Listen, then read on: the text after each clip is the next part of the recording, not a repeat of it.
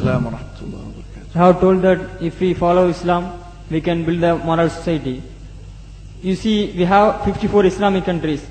Even we have 95% Muslims over there. They follow Islam only. Why we can't build moral society in those countries? Like Pakistan, Afghanistan, they have a civil war between the Shias and Sunni Muslims. Why we can't build moral society over there, even though they have follow Islam? We have 95 Muslims over there. That is, you have told that if we follow Islam... No, you mean to say that Afghanistan, Pakistan, these countries are following Islam, but there's still civil wars and fighting amongst Muslims like Shia and Sunni?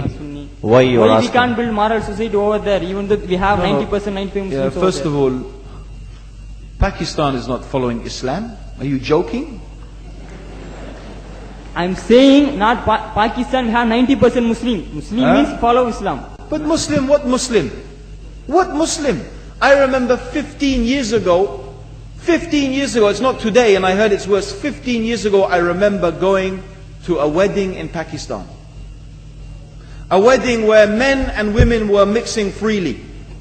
Where the bride was dancing on the stage with all the male members of the family dancing on the stage.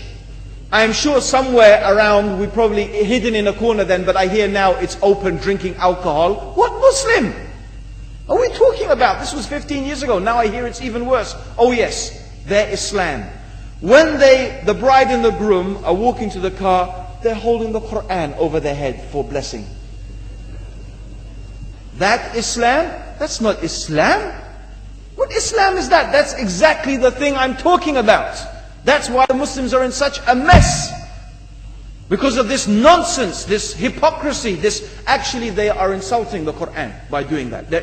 Amongst all of this haram, they think that the Quran, holding it over their head, is going to bless them because they're holding it. What is that? Where did they get this from? So, I don't know what we're talking about.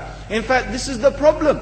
You see, the Muslim world itself is so far from Islam. So many you find here in India. Or I know it's not a Muslim country, but there are lots of Muslims here. But I don't know what sort of Muslim. Most of them go to the dargah and they call upon some dead person in the grave, and they think that by talking to a dead person they're going to have their needs fulfilled. What's the difference between that and worshipping an idol? There's no difference, believe me. It's shirk. I've seen it myself with my own eyes. I'm praying in the masjid. The adhan goes. The people are praying in the masjid. And the people in the dargah are not coming to the mosque to pray. They're still going around the dargah and making all their whatever the things they do. What's that? That's not Islam. You go to many countries. You find Pakistan, you want to see Islam in Pakistan. You know, in England, in every street corner we have a pub. You know what's a pub? You know what's a pub? Like a bar, you know, a place where you sit and drink alcohol. Yeah? Yes? In Pakistan, believe me, they have something worse than that. Yes, worse. On every street they have a picture of a palm. Everywhere you see it, hanging from the windows. They have the picture of a palm.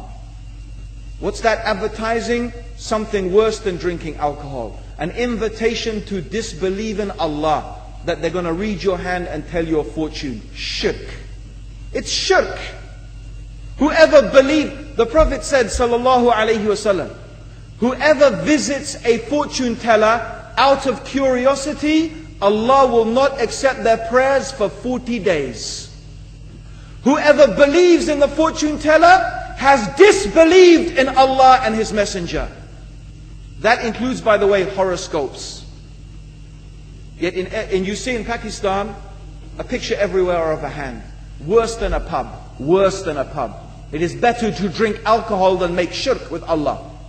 Yes. So this is the Muslim countries. You will not find one except they are not doing magic and shirk and kufr. Or except maybe one or two you will find. So this is the state of the Muslims. So no wonder we're in the confusion and the chaos. So these are not good examples.